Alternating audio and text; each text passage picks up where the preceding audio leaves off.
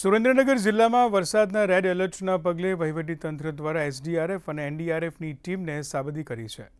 જે તાલુકામાં વરસાદની સંભાવના છે ત્યાં કર્મચારીઓ અને અધિકારીઓને હેડક્વાર્ટર ન છોડવા આદેશ આપવામાં આવ્યા છે। ખાસ કંટ્રોલ રૂમ કાર્યરત કરીને તંત્ર એલર્ટ બન્યું છે। સુરેન્દ્રનગર જિલ્લામાં વરસાદી વાતાવરણમાં પવનની ગતિમાં વધારો જોવા મળી રહ્યો છે।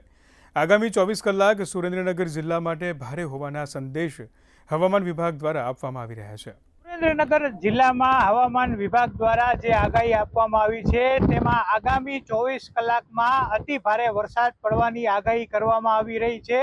ત્યારે સુરેન્દ્રનગર જિલ્લાની વાત કરીએ તો સુરેન્દ્રનગર જિલ્લામાં તમામ તાલુકાઓમાં સાર્વત્રિક વરસાદ જોવા મળી રહ્યો છે। ગત મોડી સાંજથી જિલ્લાના વિવિધ તાલુકામાં વરસાદ વરસી રહ્યો છે। આજે સવારના 6 વાગ્યાથી વરસાદ શરૂ થઈ ગયો છે। ત્યારે વરસાદના આંકડામાં જોઈએ તો દસાડામાં 56 mm, ધાંગધ્રામાં 40 mm, લખતરમાં 40 mm, વઢવાણમાં 18 mm, સાયલામાં 15 mm, ચુડામાં 13 mm, ચોટીલામાં 8 mm, લીંબડીમાં 27 mm, થાનગઢમાં 30 mm, મૂળીમાં 30 mm વરસાદ વરસ્યો છે।